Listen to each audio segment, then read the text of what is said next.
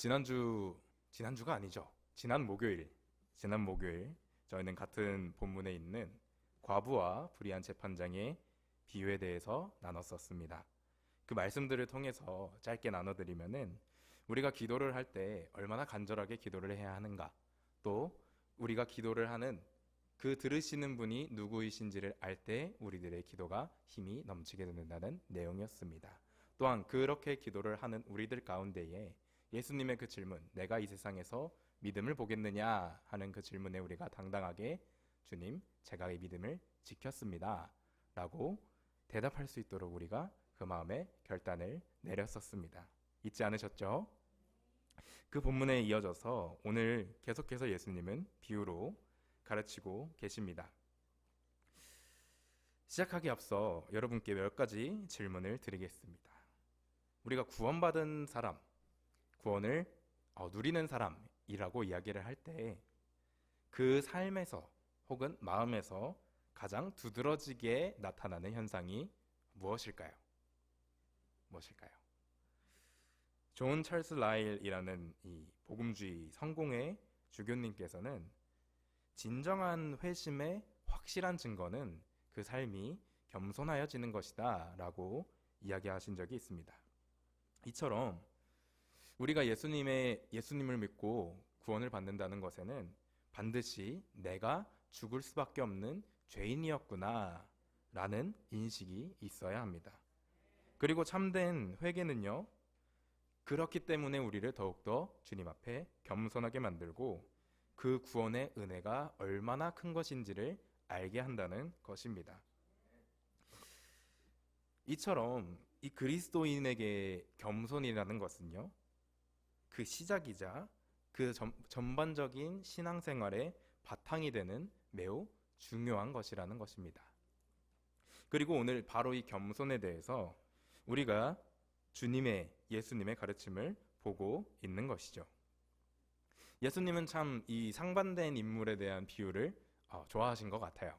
그래서 지난 목요일 나눴던 과부와 재판장의 이야기처럼 오늘도 두 가지의 상반되는 인물상을 가지고 가르치고 계십니다. 누구죠? 바리새인과 세리. 바리새인들은요, 당시에 유대교에서 가장 힘이 있는 집단 중에 하나였습니다. 우리가 복음서만 살펴봐도 예수님이 계속해서 이 바리새인들과 부딪히시고 논쟁을 하시는데, 논쟁을 하실 때마다 지적하시는 게 그들의 위선이자 그들의 의가 자기 자신에게 있다는 것이었습니다.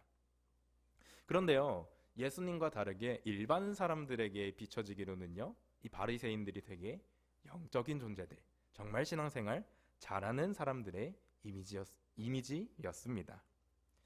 세리는요, 그 정반대편에 있던 사람이었죠. 재판장의 모습과 같이 로마에 빌부터 먹는 사람이었어요. 그래서 유대인에게서 돈을 걷어서 로마인들에게 그 돈을 갖다 바쳤습니다. 그래서 온갖 부당한 방법을 가지고 사람들에게 돈을 끌어내서 자기 주머니도 채우고 또 로마에게 잘 보여서 권력은 권력대로 채우는 그런 죄인의 대명사이자 매국노이자 로마에 빌부터 먹는 나쁜 놈들이었던 거예요, 세리는. 그래서 예수님이 이 두 인물에 대한 이야기를 시작하실 때 듣는 사람들은 누가 봐도 이 비유에서 좋은 사람이 누구인지 나쁜 사람이 누구인지 이미 머릿속에 정답을 내렸을 거라는 것입니다.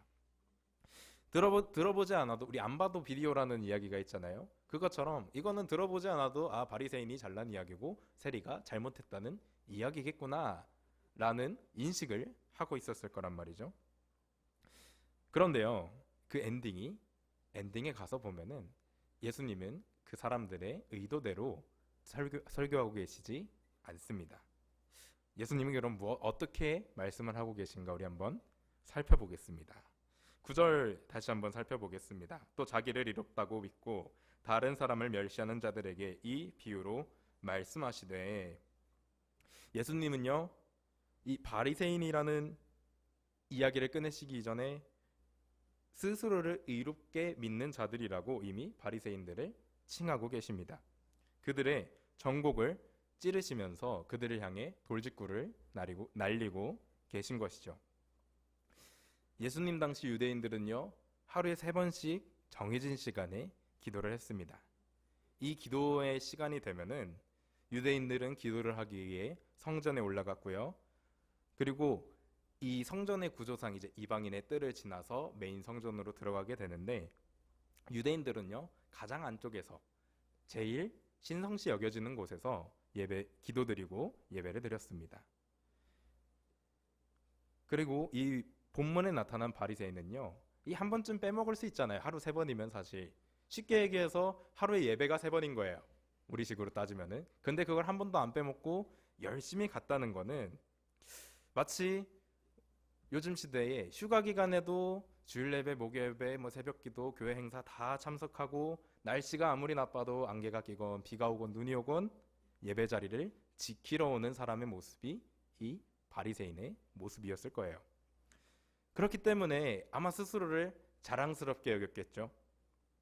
그리고 반대로요, 기도 시간 빼먹는 사람들에 대해서 한심하게 생각했을지도 모르겠습니다. 그리고 예배를 나오면 항상 이 앞자리 와서 경건하게 예배드리고요, 또 죄인들이나 다른 사람들 눈앞에 보여지는 자리에 앉아 있었을 거예요.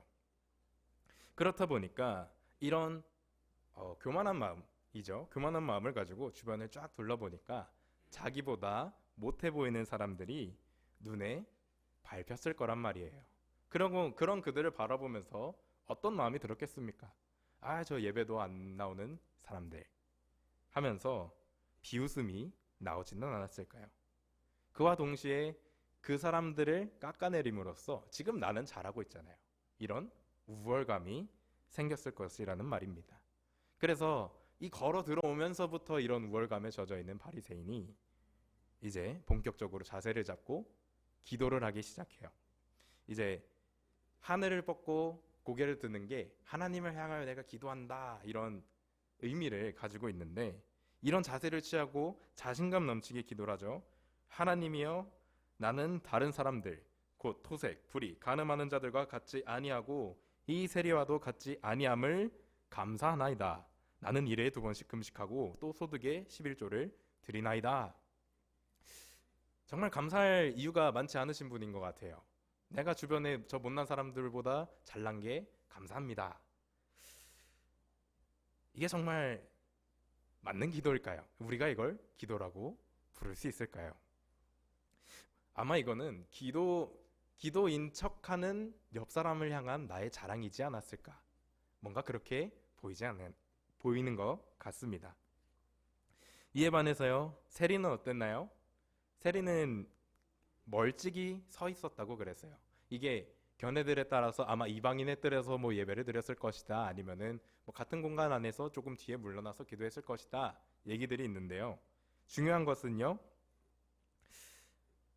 세리는 자기 자신이 이 거룩한 장소에 어울리지 않는다는 그 생각이 있었던 것 같아요.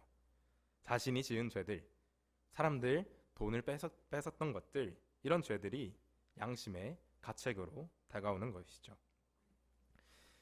그는 이 스스로의 탐욕들, 또 거짓된 모습들, 의롭지 못한 모든 죄악들을 부인하고 싶지만 하나님 앞에 서니까 그럴 수 없는 거예요. 왜요? 모든 걸 꿰뚫어 보시는 하나님 앞에 서 있으니까 어떻게 감히 자기가 그렇게 이야기할 수 있겠습니까? 그래서 다른 사람들은 이제 손을 들고 하나님을 향해서 당당하게 기도하는데, 이런 모양조차 취하지 못하고 고개를 떨구고 비통하게 울면서 기도하는 게 이 내용이잖아요. 13절 하반절의 말씀, 하나님이여 불쌍히 여기소서, 나는 죄인이로소이다. 여기까지만 들었어도요, 제자들과 아마 듣는 사람들은 예수님이 누가 이롭 땅을 칭함을 받겠느냐 물어봤다면 아마 바리새인이라고 대답했을 거예요. 그리고 이 세리를 향해서 같이 조롱을 했을지도 모르겠습니다. 거봐라, 그 죄 지은 사람들 하나님 제대로 쳐다도 보지도 못하고 저렇게 기도하는 게 맞다, 같이 놀렸을지 모르겠어요. 그런데 예수님의 결론은 정반대였습니다. 누가 의롭대요? 세리가 더 의롭다함을 받을 것이라고 하셨습니다. 이 결론은요, 정말 그 충격, 그 이상으로 그 청중들에게 다가갔을 것입니다. 왜냐면요, 바리새인은요, 경건의 모델이었어요. 세리는요, 죄인의 모델이었어요. 그런데 하나님이 바리새인이 아닌 세리가 의롭다고 평가하신다고 하니 이런 반전이 있겠습니까?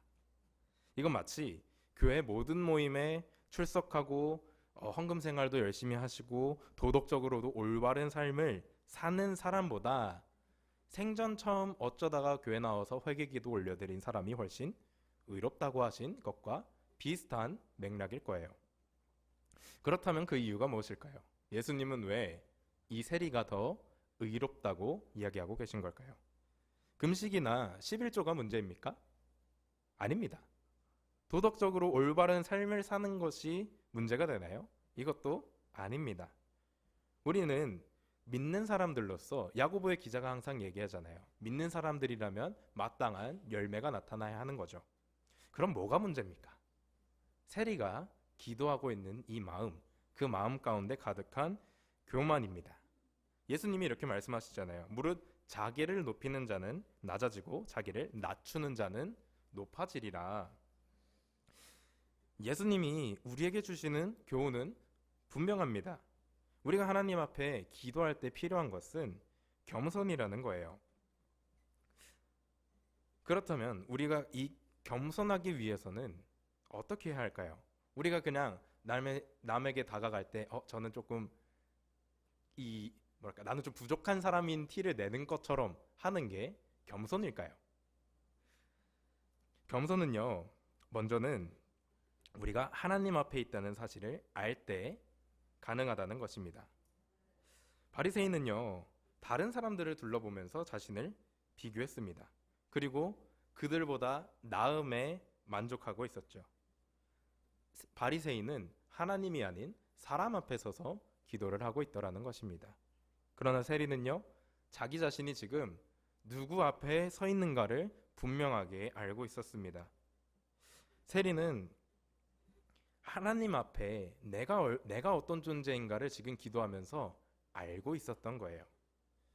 저는 우리의 기도가 이처럼 우리가 누구 앞에 있는지 먼저 알고 그런 우리가 어떤 상태인가를 정말 기도할 때 알고 기도해야 한다고 생각합니다. 그런데요, 우리는 너무나도 자주 이 세리보다는 바리새인을 더 닮아가요.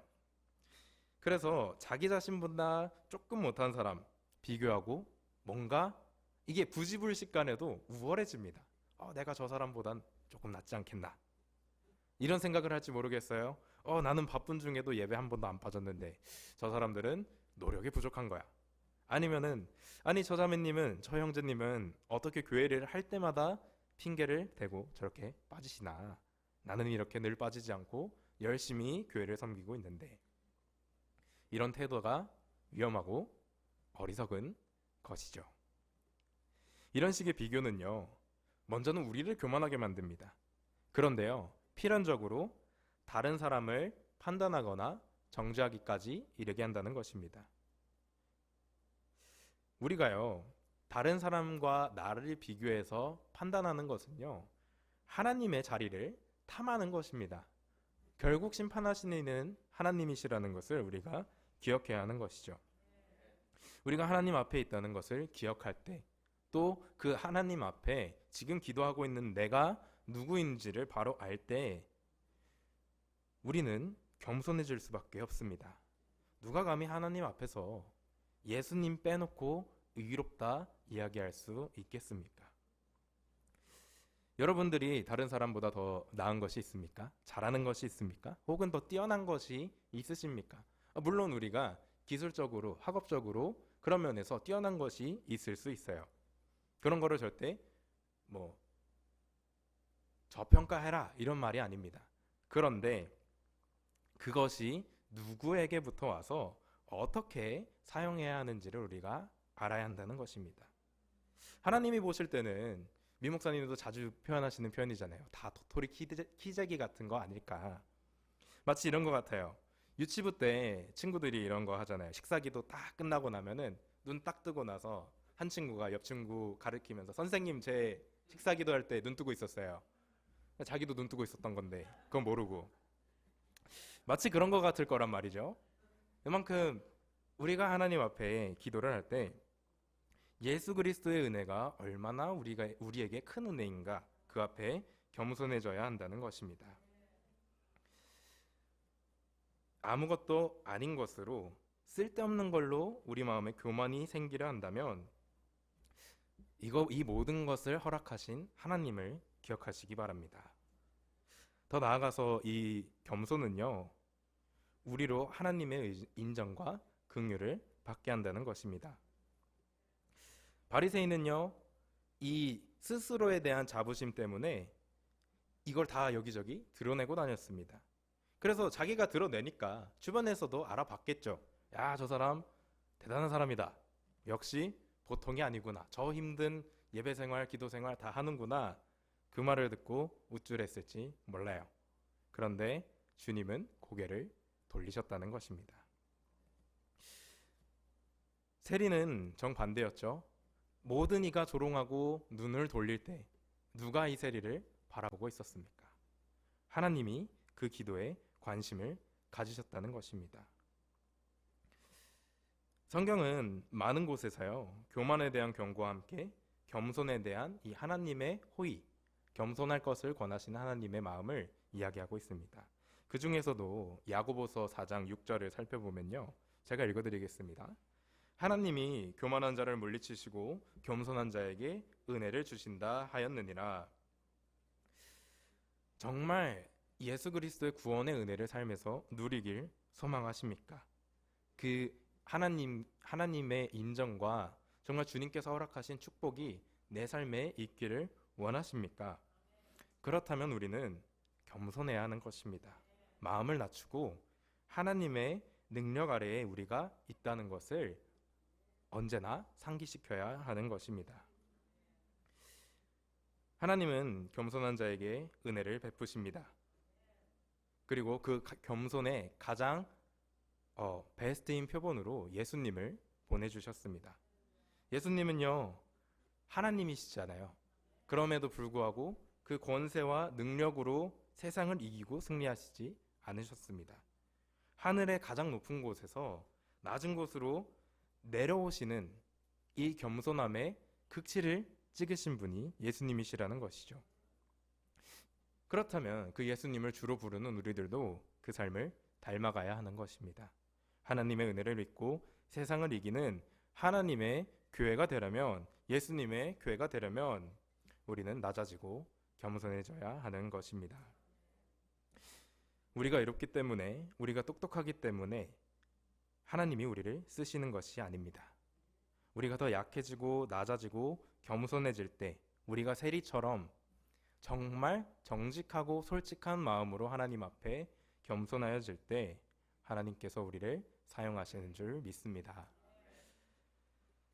제가 유튜브에 원고는 없는 말인데 유튜브를 종종 보다가 설교 클립 같은 걸 보다가 이런 내용들을 보게 됐습니다. 한 목사님이 우리 신앙생활의 선순환에 관한 이야기를 하고 계셨었는데 이런 얘기를 하셨어요. 우리가 하나님 앞에 나아가면 나아갈수록, 하나님과 더욱 친밀한 교제 자리로 나아가면 나아갈수록 스스로는 자꾸 무너진다는 거예요.